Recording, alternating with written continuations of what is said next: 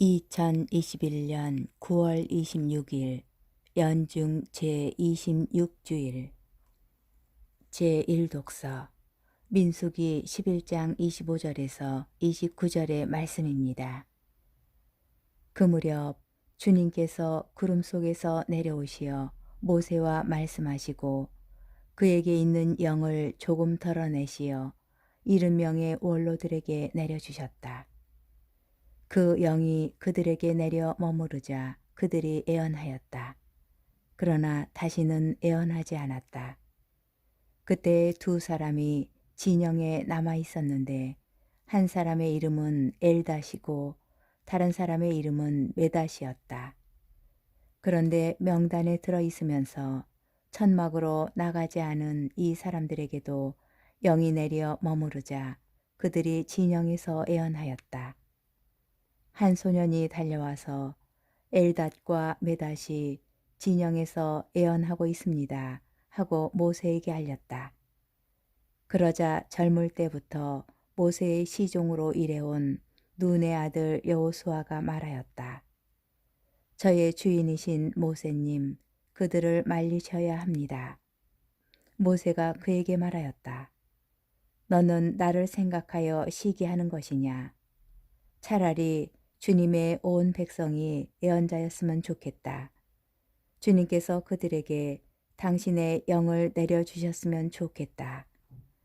주님의 말씀입니다. 제2독서 야고보서 5장 1절에서 6절의 말씀입니다. 자, 이제 부자들이여 그대들에게 닥쳐오는 재난을 생각하며 소리 높여 우십시오. 그대들의 재물은 썩었고 그대들의 옷은 좀 먹었습니다. 그대들의 금과 은은 녹슬었으며 그 녹이 그대들을 고발하는 증거가 되고 불처럼 그대들의 살을 삼켜버릴 것입니다. 그대들은 이 마지막 때에도 재물을 쌓기만 하였습니다. 보십시오. 그대들의 밭에서 곡식을 벤 일꾼들에게 주지 않고 가로챈 품삯이 소리를 지르고 있습니다. 곡식을 거두어들인 일꾼들의 아우성이 만군의 주님께에 들어갔습니다. 그대들은 이 세상에서 사치와 쾌락을 누렸고 살육의 날에도 마음을 기름지게 하였습니다. 그대들은 의인을 단죄하고 죽였습니다. 그러나 그는 그대들에게 저항하지 않았습니다. 주님의 말씀입니다. 복음 마르코 복음 9장 38절에서 48절 사이의 말씀입니다. 그때 요한이 예수님께 말하였다. 스승님, 어떤 사람이 스승님의 이름으로 마귀를 쫓아내는 것을 저희가 보았습니다. 그런데 그가 저희를 따르는 사람이 아니므로 저희는 그가 그런 일을 못하게 막아보려고 하였습니다. 그러자 예수님께서 이르셨다. 막지 마라. 내 이름으로 기적을 일으키고 나서 바로 나를 나쁘게 말할 수 있는 사람은 없다. 우리를 반대하지 않는 이는 우리를 지지하는 사람이다. 내가 진실로 너희에게 말한다. 너희가 그리스도의 사람이기 때문에 너희에게 마실 물 한 잔이라도 주는 이는 자기가 받을 상을 결코 잃지 않을 것이다. 나를 믿는 이 작은 이들 가운데 하나라도 죄짓게 하는 자는 연자매를 목에 걸고 바다에 던져지는 편이 오히려 낫다. 내 손이 너를 죄짓게 하거든 그것을 잘라버려라. 두 손을 가지고 지옥에 그 꺼지지 않는 불에 들어가는 것보다 불구자로 생명에 들어가는 편이 낫다. 내 발이 너를 죄짓게 하거든 그것을 잘라버려라. 두 발을 가지고 지옥에 던져지는 것보다 절름발이로 생명에 들어가는 편이 낫다.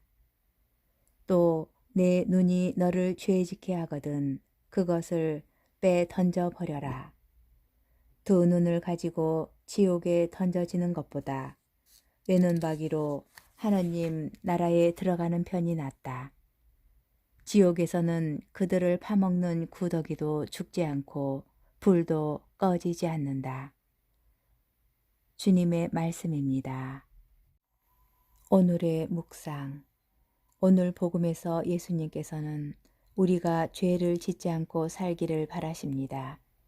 그래서 우리 육신의 한 부분이 죄를 짓게 하면 그 부분을 잘라 던져버리라고 이야기하십니다. 예수님의 말씀을 문자 그대로 알아듣고 죄를 지은 육신을 잘라낸다면 우리는 정화되고 자꾸 반복되는 죄를 짓지 않게 될까요? 아닙니다. 의식과 생각이 바뀌지 않고서는 반복되는 죄의 굴레에서 벗어날 수 없습니다. 인간은 나약함 때문에 유혹에 빠져 죄를 짓게 됩니다. 죄를 지으면 가슴 위에 돌덩이를 하나 올려놓은 듯이 답답하고 힘들며 고통스럽습니다. 우리는 우리의 나약함을 탓할 것이 아니라 하나님께서 베푸시는 용서를 믿고 주님의 은총과 자비에 의탁하여 죄를 짓지 않도록 노력해야 합니다. 그러려면 우리는 주님과 함께 있는 시간을 더 많이 가져야 합니다.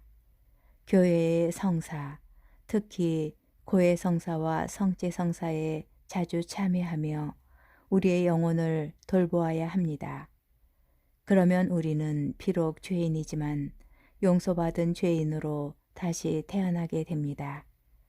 깨끗하게 치유받은 나병 환자, 시력을 되찾은 바르티메오, 죽음에서 되살아난 라자로처럼 말입니다. 하나님의 자비는 풍성합니다. 오늘 제2독서의 말씀을 기억하며 나의 것을 다른 이들에게 나누어주는 사랑을 실천한다면 우리는 하나님의 자비를 더 쉽게 알게 될 것입니다. 베네딕토 16세 교황께서는 자비는 하나님의 또 다른 이름이라고 말씀하셨습니다. 하나님을 알고 그분의 말씀을 실천하는 것이 자비를 아는 것입니다. 그렇게 되면 우리는 점점 죄에서 멀어지고 우리의 나약함 안에서 우리의 강함이신 하나님의 도우심을 발견하게 됩니다.